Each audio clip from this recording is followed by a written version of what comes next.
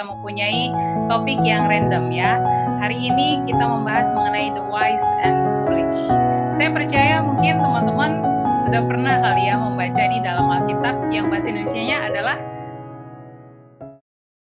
kalau ada lagunya kan sih, pintar dirikan rumah di batu, ya kan? Siapa di sini yang pernah dengar lagunya? Oke, itu familiar banget buat saya.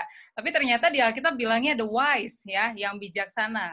Nah, saya akan share slide-nya.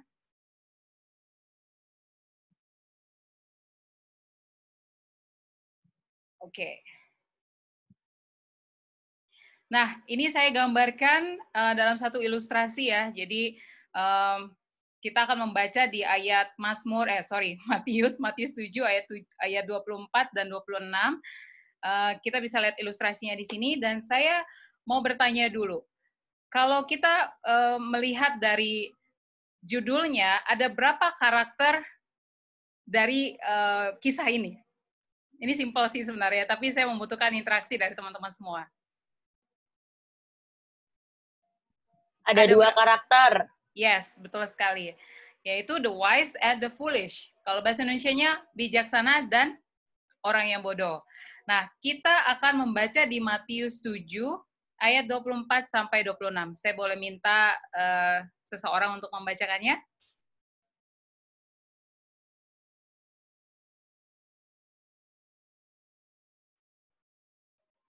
Matius 7 ayat 24 sampai 26.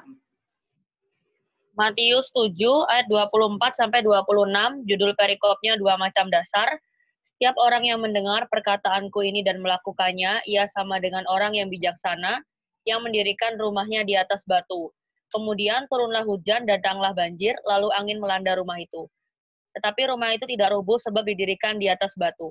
Tetapi setiap orang yang mendengar perkataanku ini dan tidak melakukannya, ia sama dengan orang yang bodoh, yang mendirikan rumahnya di atas pasir.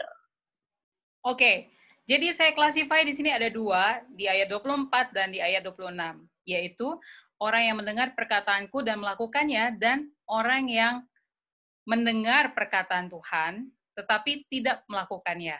Ya, kita akan belajar lebih lanjut mengenai 2 tipe orang ini ya. Kita akan mulai di ayat yang 24 dulu. Jika orang bijaksana membangun rumahnya di atas batu, apa arti batu itu? Kita buka di 2 Samuel 22 ayat 47. Saya boleh minta seseorang untuk membacakannya?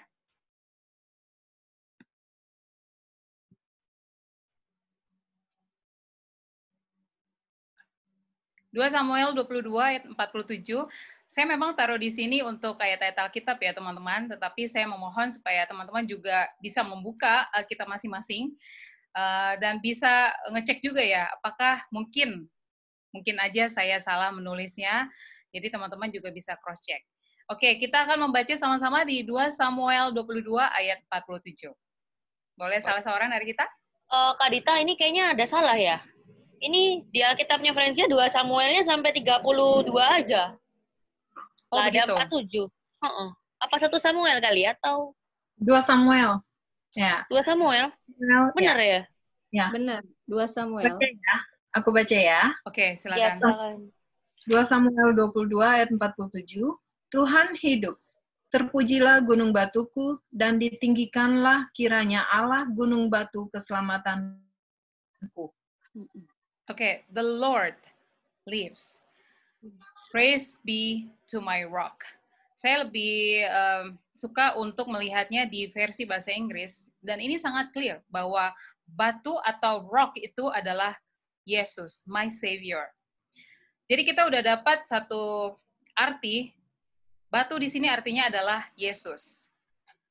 Nah, kalau misalnya kita melihat rumah dari the wise and the foolish, sorry nanti kalau saya sering bilang the wise and the foolish, kayaknya jauh lebih enak ya.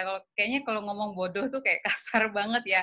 So sometimes saya akan manggilnya tuh dengan kata the wise and the foolish. Jadi kalau kita lihat 2 rumah the wise and the foolish, kelihatannya sama, ya kan?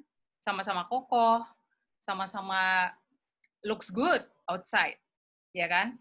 Tetapi ada perbedaannya, yaitu dari fondasinya. Nah, Fondasinya di sinilah yang membuat perbedaan antara dua rumah ini. Kita buka satu lagi ayat di Lukas 6 ayat 48. Saya tidak taruh di slide untuk ayat ini, boleh teman-teman untuk membacakannya.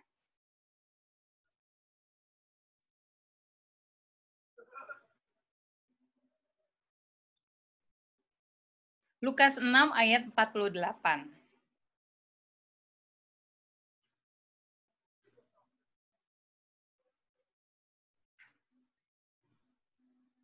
Oke, siapa aja bisa baca?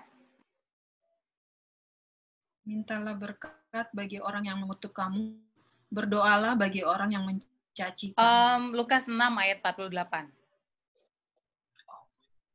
Lukas 6 ayat 48, ia sama dengan seorang yang mendirikan rumah, orang itu menggali dalam-dalam dan meletakkan dasarnya di atas batu. Ketika datang air bah dan banjir melanda rumah itu tidak dapat digoyahkan karena rumah itu kokoh dibangun. Yes, saya memang tidak tahu secara percis gimana sebenarnya bangun rumah, tetapi satu hal yang saya tahu adalah fondasinya harus benar-benar kuat. Ya, karena saya punya teman sih, dia seorang arsitek, tapi dia pernah share bahwa suatu rumah yang kokoh itu ketika dia mempunyai fondasi yang benar-benar stable ya, atau strong gitu. Jadi ketika kita membangun, kita harus benar-benar memastikan bahwa fondasi kita solid atau kuat. Nah, sekarang pertanyaannya adalah, apa itu fondasi kita? Kita buka di 1 Korintus 3 ayat 11.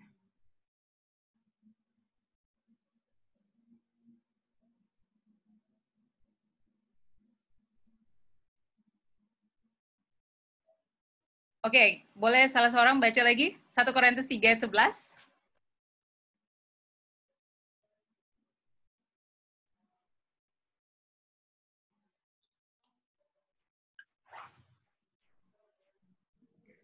Satu Korintus 3 ayat 11, karena tidak ada seorang pun yang dapat meletakkan dasar lain daripada dasar yang telah diletakkan, yaitu Yesus Kristus. Yap.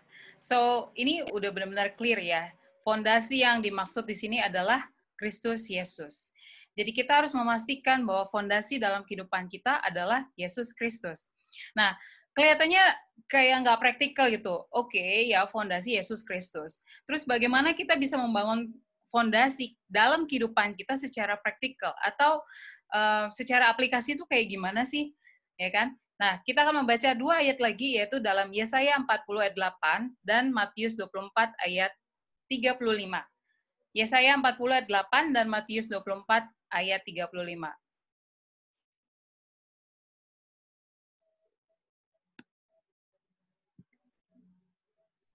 Yesaya 40 ayat 8, rumput menjadi kering, bunga menjadi layu, tetapi firman Allah kita tetap untuk selama-lamanya. Oke, next, Matius 24 ayat 35. Matius 24 ayat 35, langit dan bumi akan berlalu, tapi perkataanku tidak akan berlalu. Langit dan bumi akan lenyap, tetapi firman-firmanku tidak akan lenyap. Ya, di dalam Matius 7 ayat 24 yang sudah kita baca tadi di awal, bahwa siapapun yang mendengarkan harus melakukan firman Tuhan, harus menjadi pelaku firman. Jadi, kita bukan hanya mendengarkan firman, atau mungkin ya kalau sekarang kan di masa pandemi ini kita sering banget dengerinnya via online. Apalagi saya, ya kan, saya sering banget ngikutin misalnya khotbah-khotbah online dari pendeta-pendeta yang mungkin dari luar negeri juga. Tetapi yang ditegaskan oleh Tuhan di sini adalah bukan hanya mendengarkan, tetapi juga kita harus menjadi pelaku firman Tuhan. Alasan rumah roboh adalah karena fondasinya kurang kuat. Kalau kita lihat di Matius 7 ayat 25, apa sebenarnya yang melanda rumah tersebut? Ini saya taruh lagi gambarnya. Kira-kira dari gambar ini apa sih yang membuat rumah itu roboh? Fondasinya. Oke, fondasi kita udah bahas di awal, tetapi apa yang terlihat sehingga fondasi ini dia tidak stable gitu ya? Angin. Angin, apalagi? Bangunan kurang kokoh. Banjir. Banjir, apalagi? Ombak. Ombak bisa dibilang adalah Air. dari mana? Dari mana sebenarnya? Angin. Dari hujan sebenarnya. Pondasinya, Kak. Dari hujan. Dari hujan ya. Jadi sebenarnya ada 3. Hujan. Coba kita baca lagi Matius 7:25.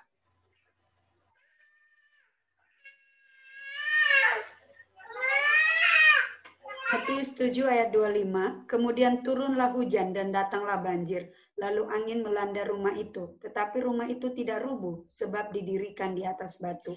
Oke, ada 3 hal yang membuat rumah ini roboh. Yang pertama adalah hujan. Hujan turunnya dari atas. Dari langit. Ya, dari atas. Kemudian banjir. Banjir dari mana? Dari bawah. Ya. Kemudian yang ketiga ada angin.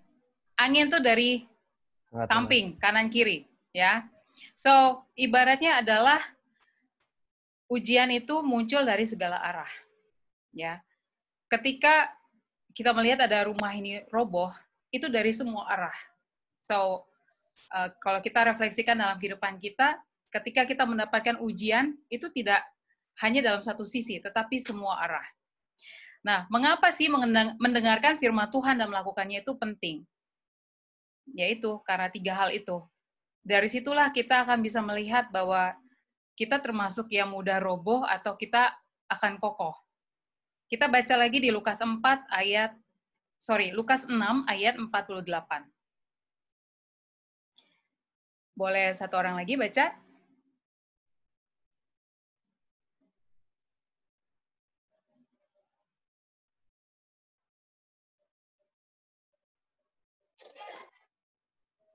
Lukas 6 ayat 48.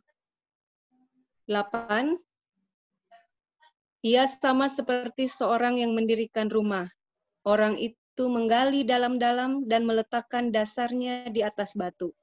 Ketika datang air bah dan banjir melanda rumah itu tidak dapat digoyahkan karena rumah itu kokoh dibangun. Ya, jadi banjir, hujan, angin, itu semuanya datang untuk menggoyahkan iman kita. Jadi ibaratnya itu adalah ujian-ujian dalam kehidupan kita yang datang untuk menggoyahkan iman kita. Yang datangnya dari bukan hanya satu sisi, tetapi dari banyak penjuru. Sekarang pertanyaannya adalah, apakah hujan, banjir, angin itu dikirim oleh Tuhan? Ada yang bisa jawab? Ya. Oke, mungkin bisa kasih analoginya. Maksudnya gimana? Apakah angin itu datang dari Tuhan gitu? Ya, apakah hujan, banjir, angin itu Tuhan yang kirim? Sorry. Sebenarnya kalau perspektifnya, Tuhan itu istilahnya sudah membiarkan alam ini bekerja dengan firman-Nya.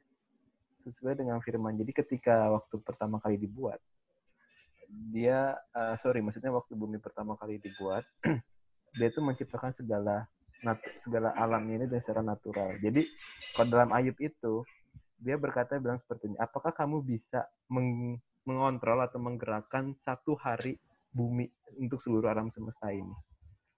Jadi dengan ambil bagian itu aku pikir Tuhan ini bukan mengirimkan lagi, tapi dia itu yang sudah mengendalikan. Analogi seperti itu yang aku kasih waktu di kisahnya Ayub. Ya, thank you banget ya Willy. Putus-putus ya, maaf ya. So, sebenarnya Tuhan tidak pernah mengirimkan manusia itu kesusahan, ya. Oh, kalau kesusahannya. Jadi saya ibaratkan bahwa hujan, banjir, dan angin itu adalah ibarat ujian-ujian dalam kehidupan. Tuhan tidak pernah mengirimkan manusia itu kesusahan yang membuat kita itu jadi menderita. Tetapi kalau kita melihat di kisah Ayub, ya kita semua mungkin teman-teman sudah pernah baca ya kisahnya Ayub. Jadi Tuhan itu bangga banget dengan karakter Ayub yang solem, ya, tidak berdosa, melakukan hal-hal yang sangat menyenangkan Tuhan. Jadi Tuhan tuh ibaratnya tuh sombong di hadapan setan. Terus setan menciptakan kebenaran-kebenaran yang sebenarnya sih kalau kita dengerin benar juga gitu. Ayub itu dia juga nyembah engkau karena engkau kan berkati dia. Ya, dikasih kekayaan, dikasih penjagaan, dijauhkan dari penyakit, apa yang dia mau dia punya, bahkan dia kaya raya dibandingkan yang pernah hidup di masanya dia. So, setan juga bilang, coba deh, kalau misalnya itu semua diambil, pasti nggak mungkin lah nyembah lu. Istilahnya ya, kalau pembicaraan akrab kayak gitu, ngomongnya kayak gitu. Dan Tuhan bilang, ya sudah, boleh kamu cobai dia dengan apapun, tetapi jangan ambil nyawanya. So, setan itu mengirimkan bencana-bencana itu, kesusahan-kesusahan itu buat manusia yang sebenarnya untuk menguji iman dari manusia itu tersebut. Actually, dengan kehidupan kita sekarang is the same. Apa yang terjadi dengan Ayub itu sama dengan kita, tapi Tuhan tidak pernah mengirimkan bencana. Ini ada pernah ya satu topik yang sebenarnya masih sangat familiar sampai sekarang. Kalau Tuhan mengasihi orang baik atau orang benar, kenapa Ia membiarkan orang tersebut kena bencana? Ya, it's a very very long explanation. Kalau kita akan membahas itu menjadi satu subjek lagi yang baru. Tetapi kalau misalnya kita melihat kisah Ayub, Tuhan tidak pernah untuk mengirimkan bencana-bencana dalam kehidupan manusia, tetapi Dia mengizinkan itu terjadi untuk menguji iman kita. Perkataan setan bisa aja ada benarnya, ya kan? Ketika kita diberkati, baru kita rajin untuk memuji Tuhan, atau kita rajin care group. Keluarga kita dilindungi, kita diberikan kesehatan, kita bilang makasih Tuhan, terus segala yang kebutuhan kita Tuhan kasih gitu. Gimana kalau misalnya keadaan sebaliknya? Apalagi di masa pandemi ya, kehilangan pekerjaan, kehilangan orang yang dikasihi, mau makan aja susah. Belum lagi ada yang terkena COVID terbaring. Apakah kita akan tetap setia, atau malah kita membenci Tuhan? Atau kita menyalahkan Tuhan? Justru mungkin kita malah mengutuk Tuhan. Gimana sih Tuhan? Saya udah rajin banget baca Alkitab. Kok saya malah dapat beginian sih pencobaan hidup? Susah banget sih hidup ini. Gimana sih Tuhan? Saya kan udah rajin berdoa. Kok saya malah di PHK? Atau malah itu yang reaksi kita kepada Tuhan dengan adanya bencana-bencana dalam kehidupan kita. Tuhan membiarkan kesusahan terjadi dalam kehidupan kita itu karena Ia ingin menguji kita. Untuk mengetes fondasi kita kuat atau tidak di dalam Dia. Kita buka satu ayat lagi di 2 Tesalonika 2 ayat 2. Apa tujuan ini semua? Saya boleh minta seseorang untuk membacakannya?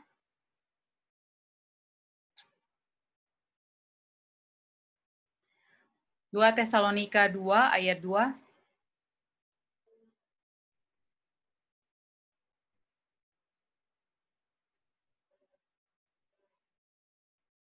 Mungkin Ivon boleh baca? Supaya kamu jangan lekas bingung dan gelisah, baik oleh ilham roh, maupun oleh pemberitaan atau surat yang dikatakan dari kami, seolah-olah hari Tuhan telah tiba. Ya, ini yang dilakukan oleh setan. Dia confuse the mind. Dia akan mencoba membuat kita marah, ketakutan, kekhawatiran yang berlebihan untuk membuat kita meninggalkan Tuhan. Setan ini berusaha untuk menggoyahkan iman kita dengan banyak sekali kesusahan. Khususnya saya bisa benar-benar melihat dan merasakan di masa pandemik ini ya. Saya juga terancam dengan pekerjaan saya yang sebagai entrepreneur juga benar-benar terkena banget imbasnya. Tetapi saya mulai sadar bahwa what will I react toward this? How should I respond dengan ada keadaan seperti ini? Saya bisa aja bilang sama Tuhan, ya ampun Tuhan, saya kan udah rajin untuk pelayanan kepada Tuhan. Kita jalanin care group nih, ya kan? Saya setiap pagi renungan pagi Tuhan. I can say that. Tetapi ini kembali lagi fondasi kita. Are we strong enough ketika badai kehidupan itu menghantam kita? Sama seperti rumah yang berdiri di atas pasir dan di atas batu. Kita mau di posisi yang mana? Hujan, banjir, angin itu menggoncangkan iman. Tapi tidak bagi mereka yang mempunyai fondasi yang kuat, yaitu Yesus Kristus. Yaitu mereka yang mendengar dan melakukan firman Tuhan. Jika kita dalam keadaan damai, ketenangan, mungkin dan orang-orang tersebut tidak melakukan firman Tuhan, mendengar tetapi tidak melakukan, mungkin akan sangat sulit ketika keadaan penuh dengan kesusahan kita akan melakukan firman Tuhan. Jika dalam keadaan damai saja kita tidak melakukan firman Tuhan, gimana keadaan susah kita melakukan firman Tuhan? It's going to be hard. Sekarang kita mau menggali sedikit, apa arti hujan, banjir, dan angin? Kita mulai dari hujan. Kita baca di Ulangan 32 ayat 2.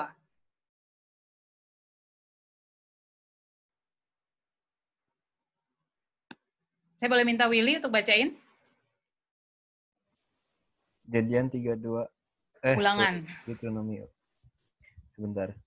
Ini jadi Ulangan 2. Ulangan 32 ayat 2.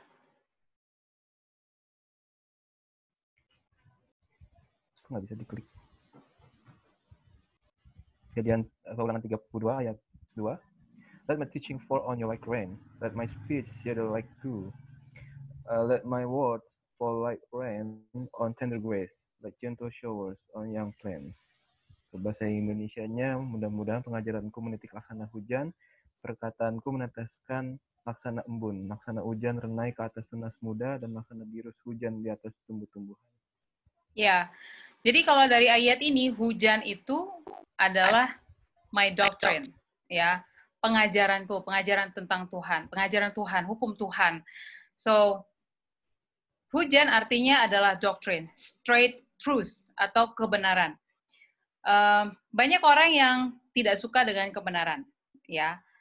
Kalau misalnya pernah nggak sih kita dengerin khotbah, terus kayaknya kena banget sama kita. Atau kalau saya bilang sama teman saya, kamu tahu nggak sih, aduh khotbahnya tuh nampar saya banget gitu. Nah, gimana reaksi kita kalau kita dengerin firman Tuhan? Apakah kita malah marah, atau kita ngerasa, apaan sih, kok gue dikritik kayak gini, gitu ya? Atau kita malah tersinggung. Ada dalam satu Alkitab, kisah mengenai Yohanes Pembaptis. Banyak sekali pengajaran-pengajarannya dia sangat tidak disukai oleh orang-orang Farisi di sana. Dan sampai akhirnya dia mati terbunuh. Ya. What about us ketika kita mendengarkan firman Tuhan? Sekarang kita masuk ke yang kedua, yaitu banjir. Kita buka di Yesaya 59 ayat 19.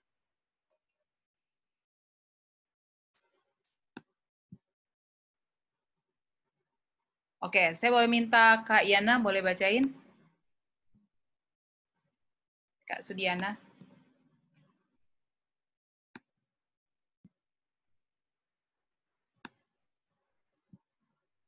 Atau Francia deh. Yesaya 59 ayat 19, maka orang akan takut kepada nama Tuhan di tempat matahari terbenam dan kepada kemuliaannya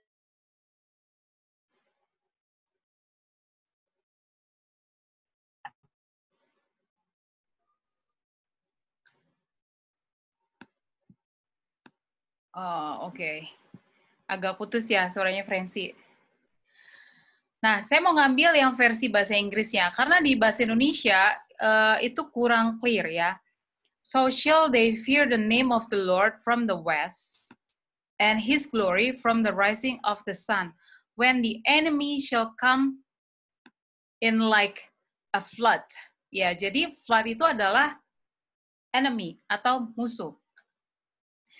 Kalau misalnya kita membaca di Mazmur 69, itu adalah doa Daud di waktu dia kesesakan. Dia dikejar oleh Saul ya dan pasukan-pasukannya. Dia merasakan banyak sekali kegalauan dalam pelariannya dia. Jadi kalau kita simpulkan banjir ini adalah musuh ya, musuh atau orang-orang yang menganiaya kita. Nah, saya nggak bisa bayangin posisi Daud, dan saya sempat baca tadi di Mazmur 69, itu benar-benar kegalauan yang sangat luar biasa ya teman-teman. Dia merasakan ketakutan, dia kesakitan, dia remuk, dia kecewa, dia sedih. Dan ketakutannya luar biasa juga karena musuh-musuhnya itu menyerang dia atau sedang benar-benar mencari dia untuk membunuh dia. Tetapi apa reaksi Daud ketika dia mendapatkan kesempatan untuk membunuh Saul?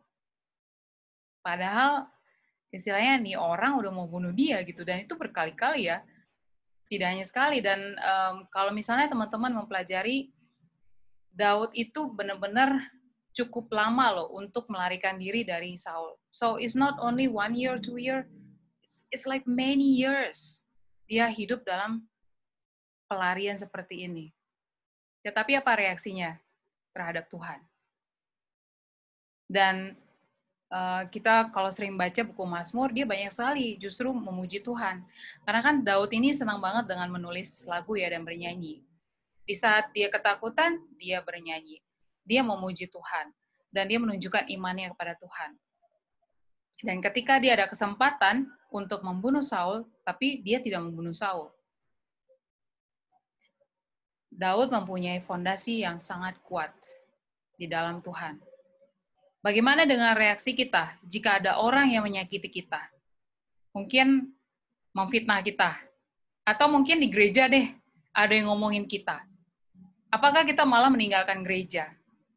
Apakah kita malah, wah, ntar saya balas nih. Apa reaksi kita ketika ada orang-orang yang mengecewakan kita? Apakah kita akan mencari solusi dan mendoakan orang tersebut, atau kita memanggil Tuhan? Tempat curhat yang terbaik adalah Tuhan. Reaksi kita akan sangat terlihat bagaimana fondasi kita. Jika fondasi kita kuat di dalam Kristus, kita akan tahu bagaimana kita bereaksi dalam setiap permasalahan dalam kehidupan kita.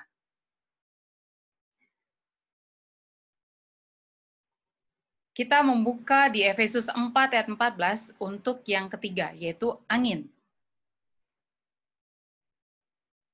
Kak Yetmi boleh baca di Efesus 4 ayat 14.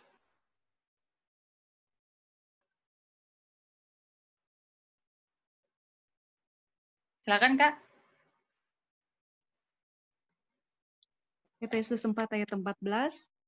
Sehingga kita bukan lagi anak-anak yang diombang-ambingkan oleh rupa-rupa angin pengajaran, oleh permainan palsu manusia dalam kelicikan mereka yang menyesatkan. Yes, saya benar-benar lupa tadi taruh satu foto ya. Jadi teman-teman, sekitar 2 hari yang lalu saya dapat satu foto. Ada seorang pria, prianya ini agak ganteng ya. Dia orang Rusia, dan dia mengaku sebagai Yesus. Dan di foto ini mungkin nanti kedepannya saya bisa share fotonya, saya benar-benar lupa, ada di handphone saya. Jadi dia dikelilingi oleh banyak sekali orang untuk mau pegang tangannya dia. Teman-teman bisa bayangkan bagaimana orang-orang ini mudah sekali tertipu bahwa dia adalah Yesus. Jika kita tidak belajar firman Tuhan, mungkin kita akan mudah juga terserang dengan angin, ya, doktrin palsu, pengajaran palsu yang membuat kita roboh. Ya. Agak susah membangun batu Kristus di atas batu Kristus jika kita tidak mendengar dan menuruti firman Tuhan. Kalau kita belajar firman Tuhan, kita akan mengenali ini benar apa tidak. Nah, sekarang kita akan membahas mengenai orang bodoh. Kita buka di Kejadian 32 ayat 12. Oh ya, tapi sebelumnya kita baca sekali lagi di Matius 7 ayat 26. Boleh seseorang bacain dulu Matius 7 ayat 26. Mengenai orang bodoh ya.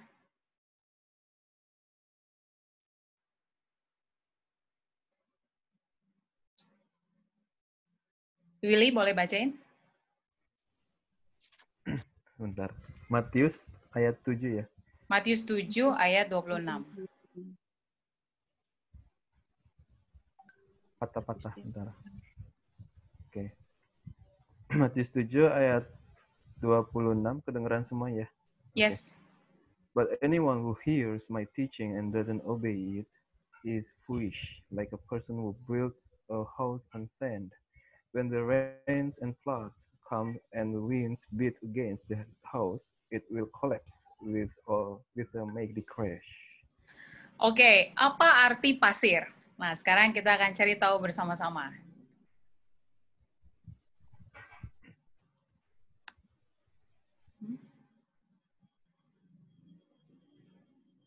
Kita buka di Kejadian 32 ayat 12.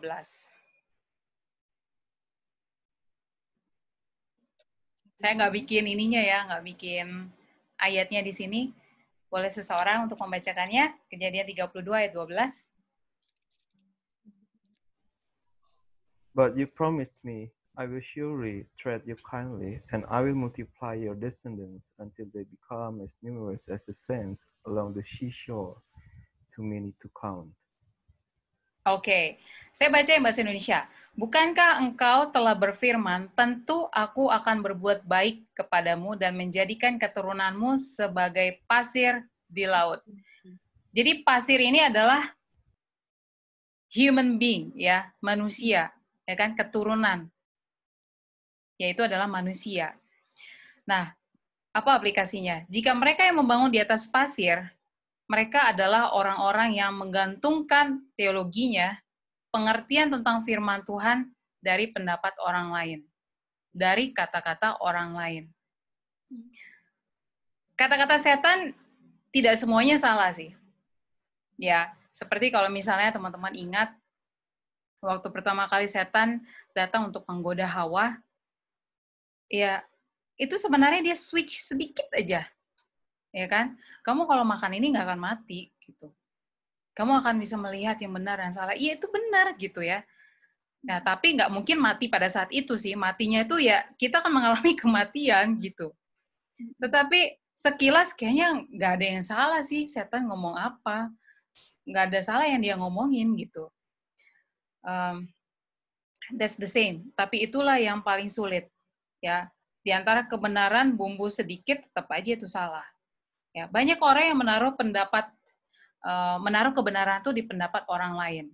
Ajaran-ajaran manusia di dalam tradisi yang ada di dalam keluarga mereka. Nah, sekarang pertanyaannya adalah, bagaimana saya tahu apakah saya ini membangun di batu atau di pasir? Ya kan? Pertanyaannya adalah itu. Oke, kita udah belajar ini semua. Sekarang saya di mana nih? Apakah saya ada di pasir, di atas pasir atau di atas batu? Ya. Kita review lagi di dua ayat yang sudah kita baca. Di ayat 24, Matius 7 ayat 24, kita baca lagi. Setiap orang yang mendengar perkataanku ini dan melakukannya, ia sama dengan orang yang bijaksana yang mendirikan rumahnya di atas batu. Ya, dan di ayat 26, setiap orang yang mendengar perkataanku dan tidak melakukannya, ia sama dengan orang yang bodoh yang mendirikan rumahnya di atas pasir. Jika kita mendirikan rumah kita di atas batu dengan fondasi Kristus, apakah kita sudah mempunyai waktu untuk Tuhan? Untuk belajar firman-Nya? Jika kita klaim diri kita, well, saya pasti pilih yang bijak dong, yang bijaksana. Fondasi saya adalah Kristus. Tapi apakah kita mempunyai waktu untuk berdoa kepada Dia? Apakah kita juga sudah bersaksi tentang Kristus kepada orang lain? Sudahkah kita menjadi terang bagi orang lain? When there is no wind, there is no flood. When there is no rain, the house just looks the same with each other. Kalau tidak ada hujan, tidak ada banjir, tidak ada angin, rumah ini akan sama terlihat kokoh. Ya, sama dengan kerohanian kita. Kita akan seperti seorang yang religius. Kita akan seperti sama dengan orang yang mendengar firman Tuhan dengan yang fondasinya di atas fondasi Kristus dengan yang fondasi setan, ya. Kan opositnya cuman itu, mau Kristus atau setan. Kalau tidak ada angin, tidak ada hujan, tidak ada banjir, itu tidak akan terlihat. So, dengan adanya kesusahan atau masalah dalam kehidupan kita, disitulah akan benar-benar teruji. Kita di fondasi yang mana? Only when the troubles come, you will know what sort of foundation we're building upon. Ya, what is your reaction when you have problem? Sebagai kita orang Kristen, apa reaksi kita sebagai orang Kristen ketika kita menghadapi masalah? Itu akan benar-benar terlihat. So, kita berada di fondasi yang mana? Saya akan memberikan satu ayat terakhir di Roma 10 ayat 17.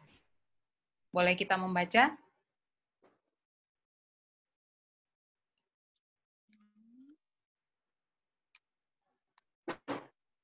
Prensia boleh bacain?